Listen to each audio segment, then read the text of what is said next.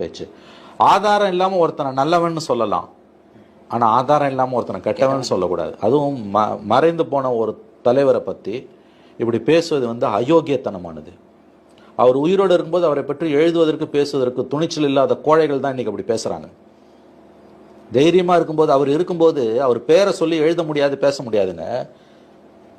சில மூத்த பத்திரிகையாளர்களே வட சென்னை தலித் தலைவர்னு தான் எழுதுவாங்க, பேசுவாங்க. ஆனால் இன்னைக்கு இறந்தோன்னா அப்படியே வரிஞ்சு கட்டிக்கிட்டு எனக்கு அவரை ரொம்ப நாளாக தெரியும், அவதூறு பரப்புறாங்கல்ல. இது கோழைத்தனமானது, அயோக்கியத்தனமானது. உனக்கு இதை சொல்றதுக்கு இன்னைக்கு முதல்ல உங்ககிட்ட ஆதாரம் இல்லை, எந்த ஆதாரமும் உங்ககிட்ட கிடையாது. ஆதாரம்னா நந்தா நீதிமன்றத்தில் நிற்கக்கூடிய ஆதாரம். 1000 விஷயம் எனக்கு தெரியும், எல்லாத்தையும் நான் பேச முடியாது. ரெண்டாவது என்னன்னு கேட்டீங்கன்னா, அவர் உயிரோடு இருக்கும்போது அவர் பேரை கூட சொல்ல துப்பு இல்லாத, தைரியம் இல்லாத கோழைகள் எப்படி எழுதுவானுங்க தெரியுமா? வட சென்னை தலித் தலைவர்னு எழுதுவானுங்க, பேசுவானுங்க. இன்னைக்கு வரிஞ்சு கட்டிட்டு அவர் பேரை சொல்லி அவருக்கு அதில் அந்த